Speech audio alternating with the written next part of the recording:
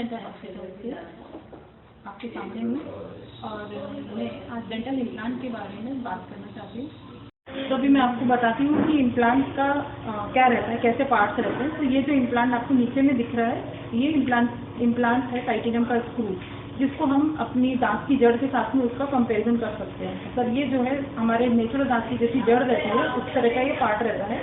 उसके ऊपर में जो सेकंड पार्ट है फिक्सचर, उसको अबटमेंट बोलते हैं। ये इम्प्लांट से कनेक्ट होके एक तो पार्ट जो है वो बोन के अंदर में जो दिखता नहीं है, और जो दूसरा पार्ट है ये हमारे मुंह में ऊपर रहता है जो दिखता है। इम्प्लांट फिक्स होने के बाद में ये ऊपर का पार्ट लगाया जाता है। इस पार्ट की हेल्प से ही हम जो दांत है, जो भी कलर शेप पेशेंट का है उसके हिसाब से अकॉर्डिंगली मैच करके एकदम नेचुरल बना के इस तरह से फिक्स कर देते हैं दांत को। तो कोई ऐसे देख के पता ही नहीं लगता है कि आपके नकली दांत लगे हैं। इस तरह से दांत पूरा फिक्स हो जाता है। तो ये तो है एक है इम्प्लांट, एक दांत का रिप्लेसमेंट या 2 या 3 दांतों का रिप्लेसमेंट। और इसी तरह से सर्जरी किया जाता है। कुछ ऐसे भी पेशेंट हैं जिनके मुंह में एक भी दांत नहीं है, जैसे उनके मुंह में एक भी दांत नहीं है, तो वहाँ पे कुछ इम्प्लांट लगाते हैं। और उसमें भी कई मल्टीपल इम्प्लांट लगाए जाते हैं। 4 इम्प्लांट लगा के भी ये प्रोसीजर होता है, 5 implant, 6 implant, all on x ऐसा ट्रीटमेंट भी बोल सकते हैं इसको, कि मल्टीपल इम्प्लांट करके इस दांतों को हम इमीडिएटली फिक्स कर देते हैं उनके दांतों पे। और ये मल्टीपल इम्प्लांट कैसे डिसाइड करते हैं, ये हम एक्चुअली बोन कैसा पेशेंट का बोन है, उनका हड्डी कैसा है, उनके खाने की के फोर्सेस कैसे हैं, उसके हिसाब से हम डिसाइड करते हैं कि हमको वहाँ पे कितने इम्प्लांट प्लेस करना है। तो इस तरह से ये एक ऐसा जादुई ट्रीटमेंट है जिसकी सहायता से, इम्प्लांट की सहायता से हम हर एक पेशेंट को फिक्स दांत दे सकते हैं। इसके कुछ क्राइटेरिया रहते हैं ऐसे कि बोन कैसा है, बोन की डिपेंड करता है। बोन के कुछ टाइप्स रहते हैं।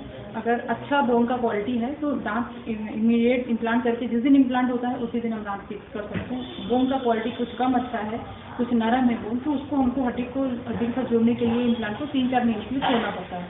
जब वो हड्डी के साथ अच्छे से इम्प्लांट की पकड़ आ जाती है, उसके ऊपर से हम सिस्टम में दांत फिक्स कर देते हैं। तो इस तरह से प्रोसीजर होता है। और इसमें हड्डी का भी ये है कि कभी किसी की हड्डी कम होती है। जनरली कैसा होता है कि जो हड्डी हमारी जो बोन रहती है जबड़े की, वो केवल दांत के सपोर्ट के लिए रहती है। तो जब तक हमारे मुंह में दांत है तब तक वो सपोर्ट करती है हड्डी, और जब वो दांत वहाँ से निकल जाता है तो वो हड्डी धीरे धीरे नीचे गलने लगती है।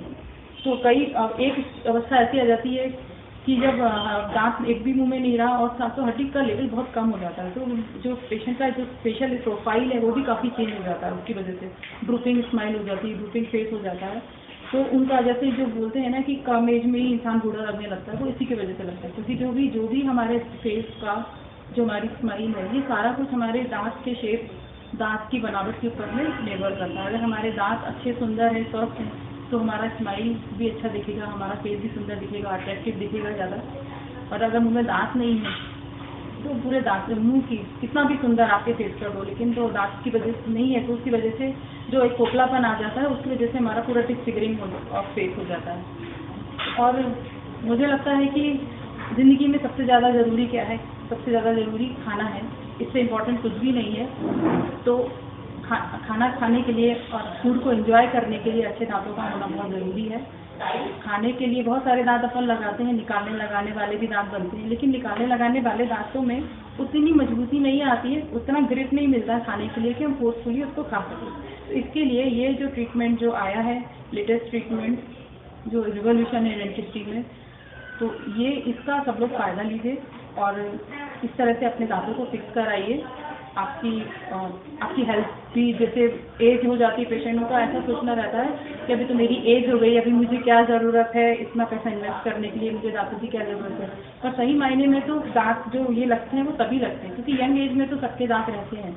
यंग एज में दांत कब निकलते हैं? जब कभी किसी का एक्सीडेंट हो जाता है, या कुछ रोड एक्सीडेंट हो गया, या कुछ गिर गए, या कुछ ऐसा हुआ, ट्रॉमा हुआ जिस वजह से वो दांत उनके गिर गए, तब उनको इम्प्लांट की ज़रूरत पड़ती है। या फिर कुछ ऐसे भी हैं पेशेंट या बच्चे जिनके बचपन से दांत नहीं आए हैं, उनके परमानेंट दांत नहीं है उनके मुंह में, तो उन ऐसे पेशेंट्स को भी हम इम्प्लांट के ट्रीटमेंट के द्वारा ट्रीट करते हैं।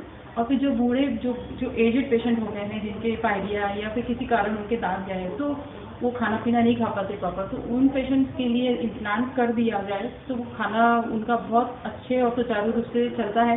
तो जो और दूसरी जो मेडिकल प्रॉब्लम होती है, जैसे एसिडिटी, गैसेज या फिर अदर प्रॉब्लम भी होती हैं, अगर आपका पोषण ठीक से नहीं होता है तो बहुत सारी प्रॉब्लम, मेडिकल प्रॉब्लम क्रिएट हो जाती है। और दांत जैसे लग गए हमारे तो हम अच्छे से खा चबा सकते हैं। चबा चबा के खाना ही बहुत इम्पोर्टेंट है, जिससे डाइजेशन भी प्रॉपर होता है।